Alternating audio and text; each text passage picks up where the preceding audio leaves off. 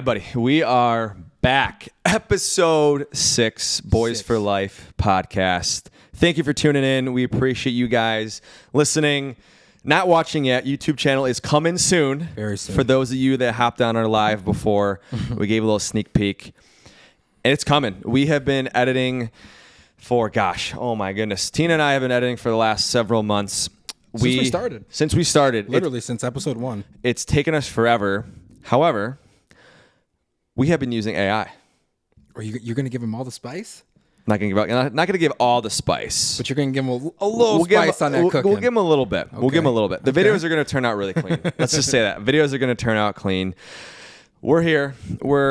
You're seeing we're back at my place this time. Mm-hmm. You know, Jeffrey and I we're changing scenery up a little bit. We might. I think we should maybe do the next episode at my kitchen. Remember I showed you we just got the new bar stools? Mm-hmm. Might have to do a little kitchen top. Kitchen top episode 7. Kitchen top talks. Changing the scenery, and then I also want to do an outdoor one soon. That would be sweet. Like even just like at Blackwell or anywhere else, kind of outdoor, change the scenery. We can always do it and see how the audio sounds, and if there's a lot of wind in the back, or it doesn't sound great. Obviously, we can scrap it, but I think why not? Let's try a little something different. I'm with that, and that goes really in line with what we're about, which is being out in nature, health and wellness, taking care of yourself, getting outside. That's all it is, man. Because as you know, living in the Midwest, we want to take advantage of the nice weather we have now, because once late September, October comes, it starts getting cold. Right. It's going to be cold until like April. So oh, man.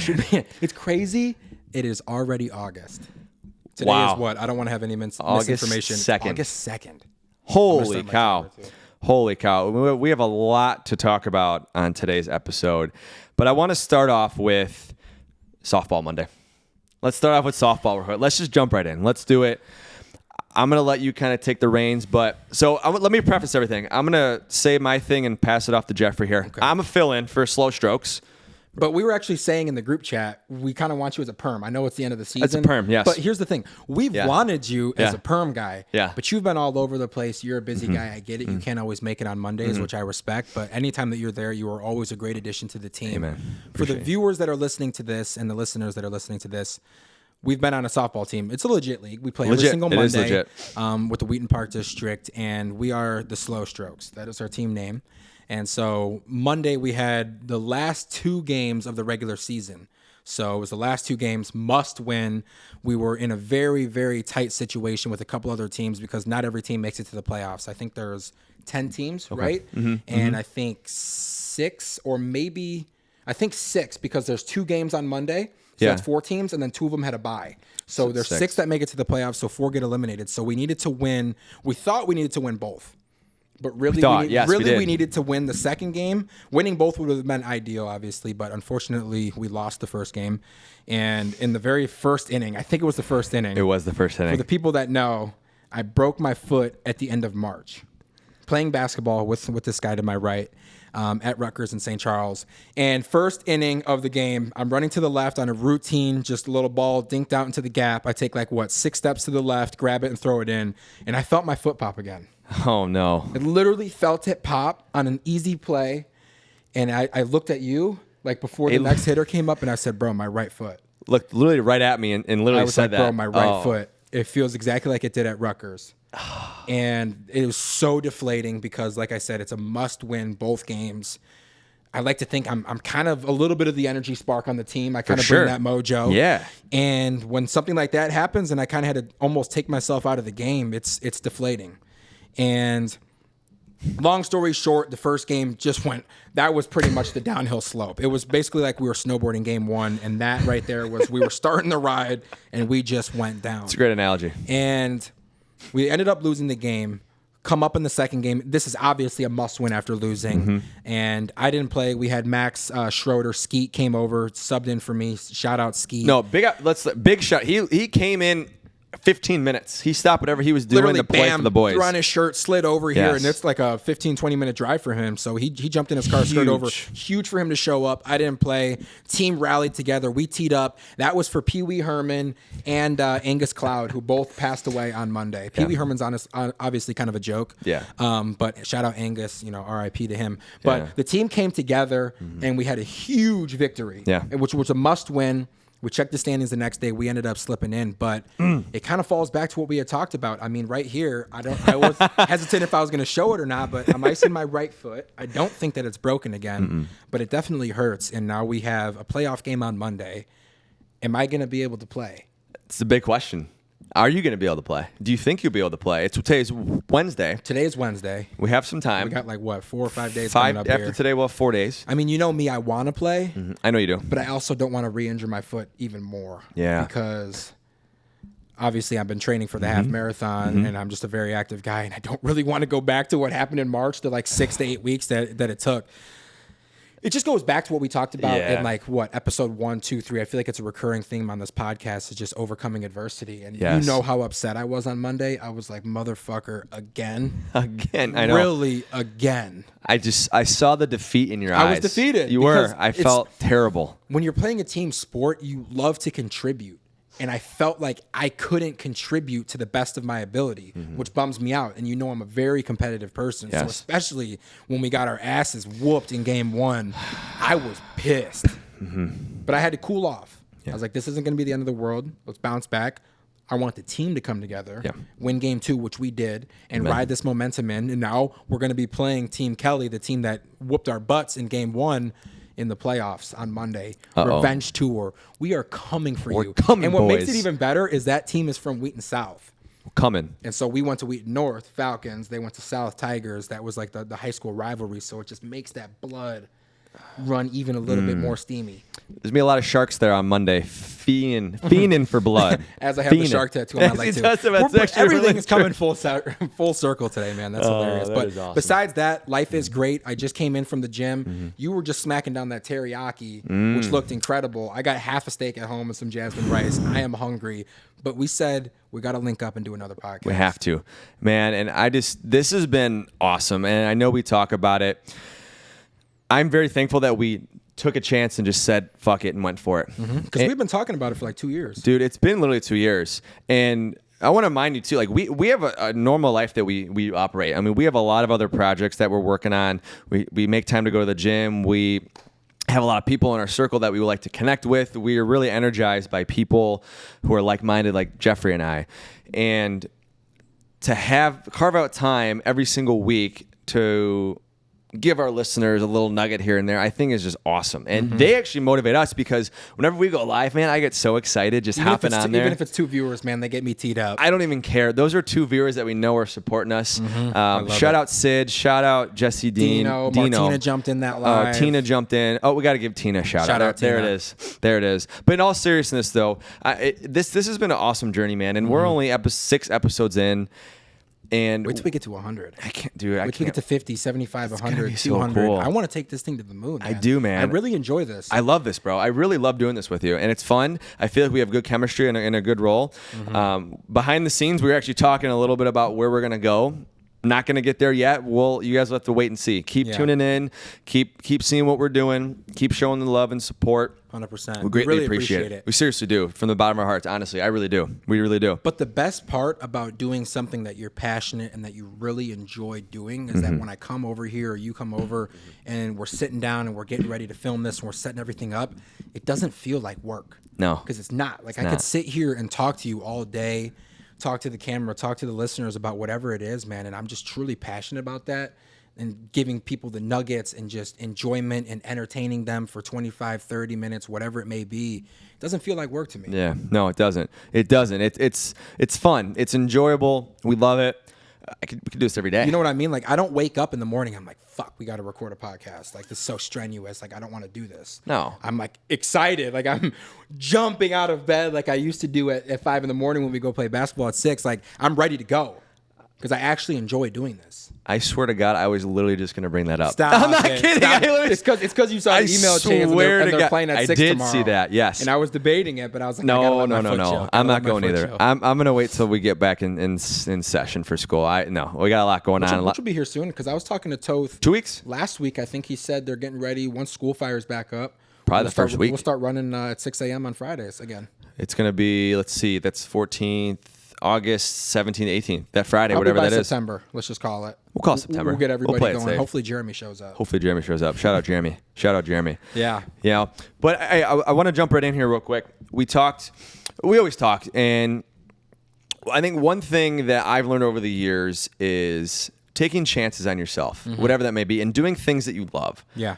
And if you're willing, I want to hear a little bit about your journey, more like with work, and because I'm curious to know from our viewers too, who here is in a job that they hate? Yeah. Or maybe it's a stepping stone. Let's phrase it that way. Maybe it's a stepping stone to get to where you want to be. You don't have to like it right now. And you don't have to love it. No, you don't. But you know that if you think in the long term, you got to do this to get to that point. Yeah. Right? Has there ever been a job that you maybe haven't liked, but you knew that you had to do it to elevate yourself? And if so, what was that mindset like for you? We could take this all the way back to high school. I mean, the very first job that I ever had was working at Dominic's in Donata. I remember that. Shout out Dominic's. Yes. I was like 16 with Zach Morrison, and I got a job there. And when you're a 16-year-old, you're thrown down on like that lower level grunt duty. I'm pulling in carts from the parking lot. It's end of July, early August. It's 100 degrees out. I'm wearing the black shirt, the jeans. I'm sweating buckets, but I have to do it because you got to do it. But if you want to kind of fast forward into more of the adult life, I can kind of bring it back to the journey, almost full circle, but back to like, let's say 2019, right? So I went to St. Ambrose and I studied finance and marketing, right? And so I was living here at home after I came back from school with my dad, and I was presented with that opportunity with Ben Carey and my mentor to move down to Northwest Arkansas, right? So I went and I stayed down with Ben Carey for, I'd say, about 3.5 weeks, just to go down there, check out the area, start looking at jobs and everything, because I was like, obviously, if I got to move down here, I need to find a job that's going to pay the bills and do all that kind of stuff, right? So since I studied finance and marketing, the job that I was presented with was working at a bank down there. And I started off as a teller. And I was obviously, taking the transactions, making the deposits, doing all that kind of stuff, right? Entry level at the bank.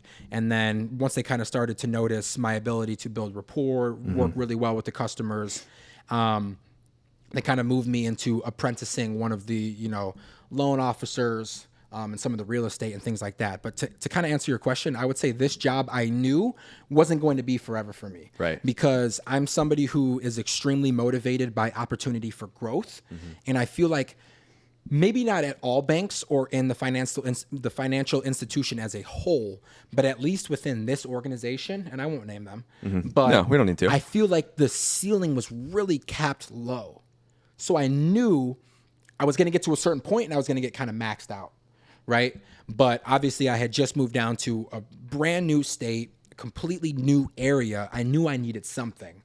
So my mindset going to it every day was I knew that it wasn't going to be forever, but you have to make the best with the opportunities that you're given. I was thankful enough to wake up every single day with a job. I was thankful enough to be able to wake up to go to an opportunity to shine and showcase my abilities and add certain different strengths to my arsenal and learn new skills, because I'm working in a new environment where I'm learning new things. Like I studied finance in school, but there's a difference between studying it in the classroom and going out into the real world where my voice cracks and I am like actually utilizing the things that I learned, and I'm doing it on an everyday basis. And obviously being a teller and kind of an apprentice in there, maybe I wasn't using it to the full scale, but you always have to try to find the light in certain circumstances. So you might wake up today and not love your job. It might not be something you want to do forever, but you have to make the most out of it. And then in that spare time, you have to be able to start doing things, looking for better opportunities or looking for maybe other things that you might be more passionate about. And as you finally find something, you can kind of jump. So like I milked that job for 6 months, right? And I really gave it everything I had. I built some great relationships there. I learned a lot of skills. I started building my network, but I knew it wasn't forever. So while I was doing that, I was building my LinkedIn, growing my network in that area, meeting other people. And honestly, I had started seeing a lot of things on LinkedIn about recruiting and staffing and all that kind of stuff. So I did a little research and I kind of found out, hey, I kind of come from a people-facing position. I do really well building rapport with people. I'm really great with people, salesy, kind of that kind of stuff. And I was like, I think that this avenue might be great for me, right? So I applied at Apex, got into Apex, and then I did that, and it was crazy enough. This is how crazy it is and how God works, is because I got into staffing. And with Apex, at least with this company, I went through 4 weeks of very intensive training. I'd never been a recruiter before. So obviously you're diving in from A to Z. You're learning how to recruit, the right questions to ask, how to use job boards, what it is to be a good recruiter, you name it. And the week after I finished Apex University, right, the 4 weeks of training, everything happened with the pandemic.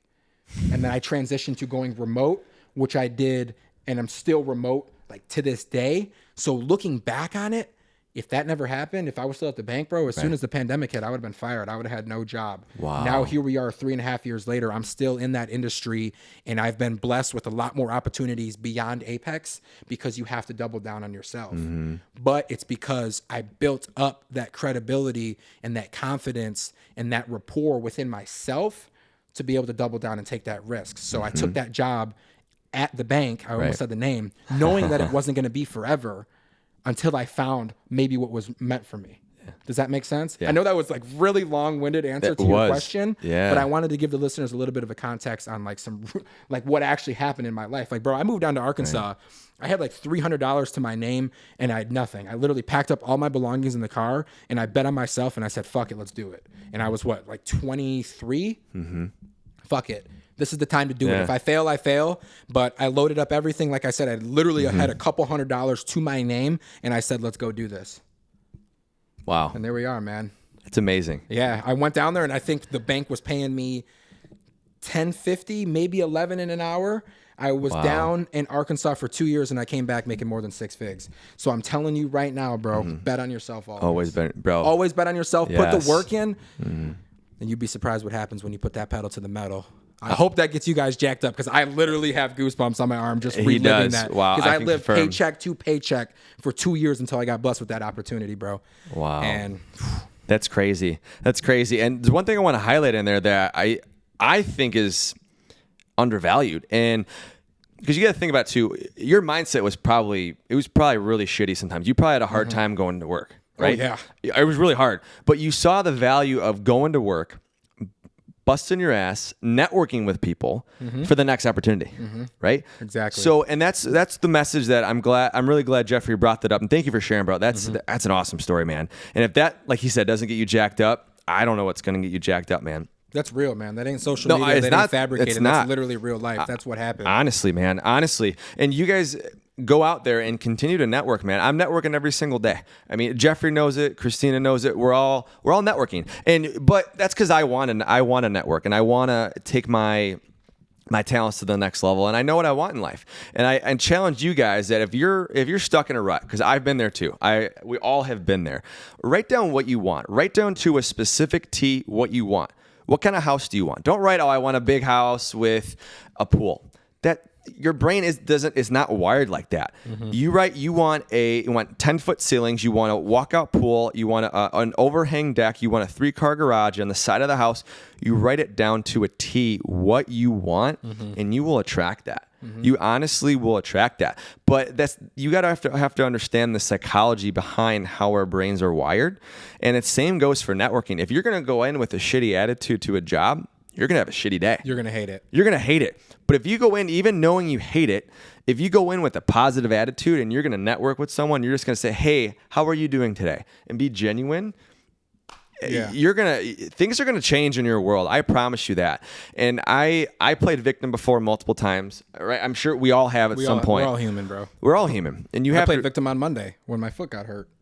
Perfect example. I was whining like a bitch, bro. Perfect example, right? But right, the one thing you did though on Monday, right, is you were a cheerleader, biggest cheerleader. You cheered us on. You were the man, first base coach, getting us hyped. I loved it.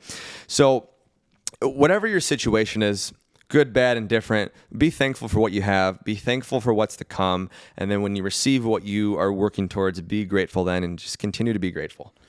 I love everything that you just said, and I want to instill one more nugget in that. Mm-hmm. So I want you guys to write down in specific what you want. I want you to dream big, and I want your dreams to be so big that it scares you. Mm-hmm. But the one thing that you need to do is you need to wake up every single day and put that work in. Yes. Mm-hmm. Because you can't just think it and then think just sit on the bed and watch Netflix and play video games all day. You have to get up every single day and go earn it. Doesn't work and like that's the thing is I was waking up at 6 a.m. and I was going to the gym before work, even at 5 a.m. and then going to the bank, working in overtime. I'm staying late. I'm meeting with these people. I'm doing everything that they need. I'm smiling every single day, bringing that energy because you have to give everything to get something. Yes. You know what I mean? Dude, 100%, man. I'm getting really jacked up. I love this, man. Listen, these are not scripted. We just kind of go. We go where things go. Promise. I love this, man. I love this. And I heard this quote. I think you might have heard this before from Denzel Washington. In order to achieve something you never had, you have to do something you've never done. Mm-hmm. In order to achieve something you never have, you have to do something you've never done. Yeah. I heard that quote a long time ago. About a year ago, and that changed the whole outlook on life for me. Mm-hmm. I was not putting in as much work as I thought I was. Mm-hmm. There was no way in hell that I was. Mm-hmm. I still feel like today I'm not putting in enough work. I know. I really do. I know. There's a lot of things that we do, and I say this with caution because I'm not. I don't want to seem like I'm bragging. Mm-hmm. This is my life and what I want to do, and you can do whatever you want to do. I have a 9-to-5. I do coaching. I do the podcast. I have two businesses that I run. I do training.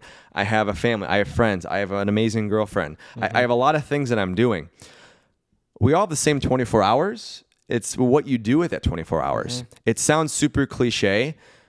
However, the older I get, the more I realize it's always going to be on us. 100%.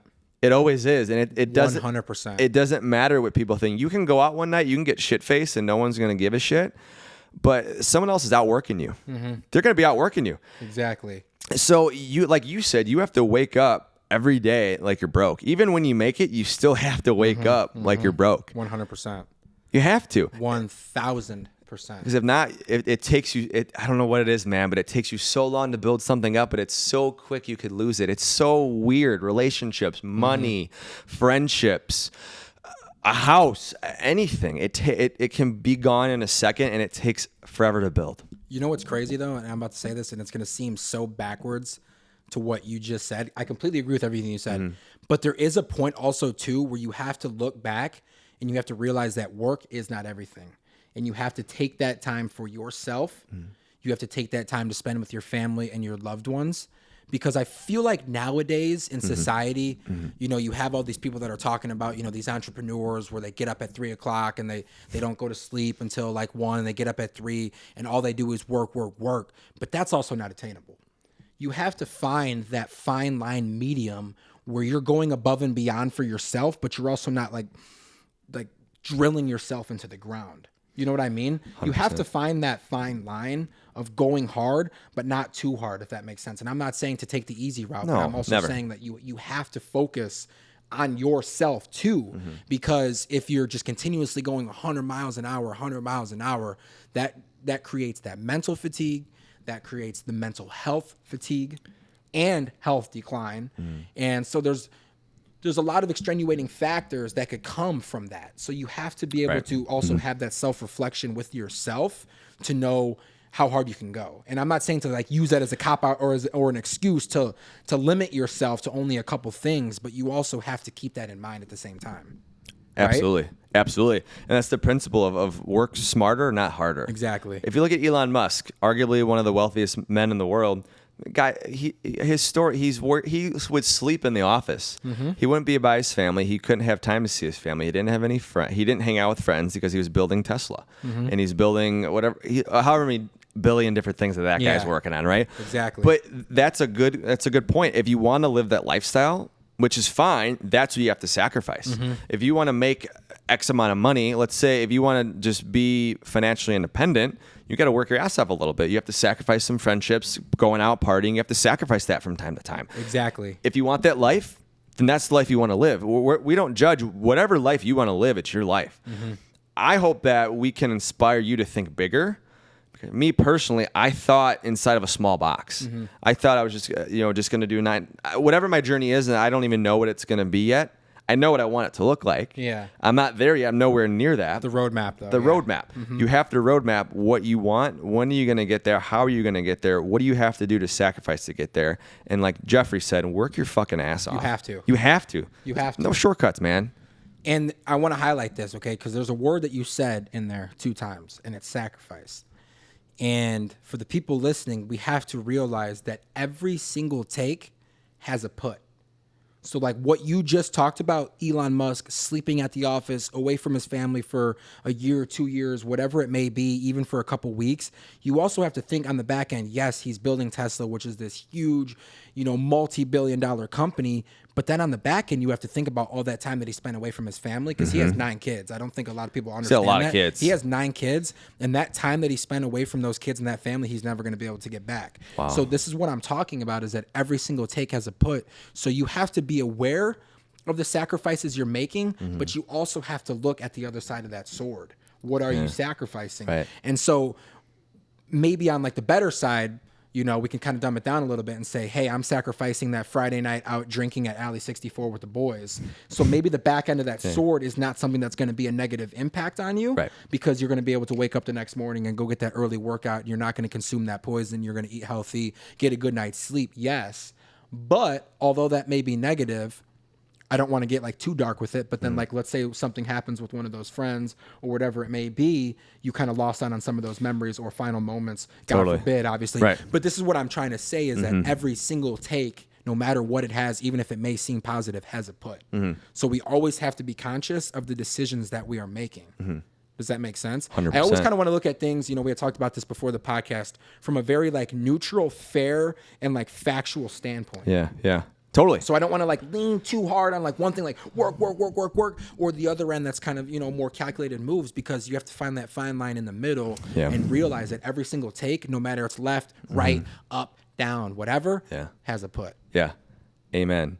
And one thing that I cannot stop thinking about this is Elon Musk has a starting 5 lineup, and then he's got four bench players for basketball of his kids. I don't know why. That's just kind of funny to me. I didn't even know this until I rewatched the Nelk Boys Full Send podcast, and he was on there. He was on there a while ago, and it's got like 19 million views now. Insane. And I don't know why. I just put it on the TV the other day, but he has 9 kids, bro. And I think it's with, he said, 3 different mothers. That sounds accurate for what I know. I don't know if it's, because I know he was married to like Grimes or whatever, like the EDM artist. Yeah, I can't recall her name. I don't want to like say anything like that because of course not. That's not. Yep. I don't know if he's got like 3-3-3 or however that's structured, 5-3-1 or whatever. We don't know his story. All we know is that Buddy likes his kids, and I've actually heard that he's a pretty good father as well too. So I've heard that too. Shout out to him. Yeah, maybe we'll get him on the pod. Big one day. family man. Maybe we could. Dream big, right? Maybe we'll get him on the pod. Elon, we need you. We talk aliens. We could talk SpaceX, right, and all that everything, kind of stuff. But everything. To kind of piggyback off what you said, though, I hope that motivates people because, one thing that people have always said, that they appreciate, and I say always as if, we didn't just drop our 3rd episode, but the thing people like about listening to us is we are vulnerable and we're real. We're not trying to put on some facade. So I hope with the stories that we've given today can show people, like, if you bet on yourself, it may not always happen. Right. But I always want to look back at myself when I'm closing my eyes at night, like I gave everything I had. You might not get the outcome that you want, but I want to be able to look myself in the mirror and say, you know what? Even with this busted foot, which is probably why I'm going to play on Monday, I want to be able to look at myself and say, you know what? I gave everything I had. Yeah. Because that video that I always send you that really motivates me. Yes. That E.T. the hip hop preacher. I already know. He says in that video, I'm probably going to botch this, but he says, you better get to the point as a man or as a woman that if you get beat by somebody, that person just needs to be purely better or more talented than you. You better not get beat because you beat yourself. And that gives me goosebumps because everything that we do, at some point in it, you have control. And if you put that work in to a certain extent, like you can see my leg right now, I have goosebumps talking about what we're talking about. Wow. I really have goosebumps because I'm truly passionate about this. But you have to be able to in order to get to that place of confidence, you have to put the work in, no matter what you do. Yeah. Wow, that's deep. That's deep. That is really deep. And, I really appreciate having this conversation with you today because I do believe there's a lot of good nuggets in there. And I really hope that the listeners do resonate with that. And I want to transition here to the end here of like, one highlight of the week. You know, what's one thing maybe like on social media you saw that was just like random, like just something that was random. And if you can't think I have mine, I can share with you. But if you have something, I don't know if I'm going to share the same one as you, and I don't know if you're trying I don't know, to point me in the right direction. Let's see. But I'm scrolling through Instagram and I saw it on TikTok. It was that video of Cardi B throwing the mic. And what was going on with that? There was like a fan in the stands, like she's performing. There's like a fan in the stands, and he like throws up a cup of water, and it like hits her or something, and she just out of instinct just throws the microphone, just chucks it at him. I don't know if it hit him in the head or whatever. Yeah. But I keep seeing it everywhere. And then apparently, I think she did it again, like a night or two after that. I saw that it said Cardi B does it a second time. Yeah, dude, you got to be careful with those headlines, man, because that's just all clickbait. You got to be careful. It is clickbait. But I did see the video, and I was going to bring that up because it's really bizarre that. By the way, we do keep up with what's going on. I want to preface that. We do keep up what's going on in the world. Twitter, social media, Instagram, we're always scrolling. We know what's going on for the most part. But I was just like, what the hell is going on? But on the flip side, why did that person even throw that at Cardi B in the first? Like, what? You go to a Cardi B concert and you throw what? Why? But see, I think the guy or the girl, whoever did it, I think got exactly what they wanted out of it, which was a reaction. I feel like nowadays with people, everybody's just trying to do something to go viral or whatnot. Like, why can't we just go to a concert, appreciate the music, and leave? Like, why does it always have to be some kind of crazy spectacle? Totally. Maybe that person wasn't a Cardi B fan or whatever, but it's like, dude, just chill out. Like, what are you doing? It's not that big. You know? It's not that big of a deal. I kind of hope he got hit in the head with them. I mean, honestly, like, as much as like I you get what you deserve, my boy. Hope no one gets hurt, but that's that's a natural consequence for that, you know? However, man, I appreciate this conversation today. I really do. I hope, like, you guys who are listening, soon to be watching, really resonate with what we have to say. Next week, man. Yeah, let us know in the comments too if you guys want us to give more life experience, like real stories that happened that you guys can probably all relate to at some point. Let us know, because we've got a lot of stories and we can definitely peel back these onions and go a lot deeper into some of this stuff, which I really want to do, because I think the people that are listening will be able to resonate and digest these nuggets a lot more when they're hearing real stories. You know what I mean? Versus us just kind of like spewing. Right. If that makes sense. So if you guys are kind of enjoying that, maybe we could start just instigating or incorporating like little story times in some of these episodes. I would love that. I would love that. Relatable. Yeah. So. Yeah. But until then, thank you guys for watching, liking, viewing, and subscribing. Shout out to Tina one last time. Shout out to my boy Jeffrey here. Shout out Tina. Shout out Tina. We appreciate you guys. Until next time. We'll catch you on the next one. Peace. Peace. Wow. I'm going to let this roll for like another second. But I can't wait to go home and get into that steak, bro. I was thinking about steak the whole time. I know, dude. But that was a really good pod. That was a good one.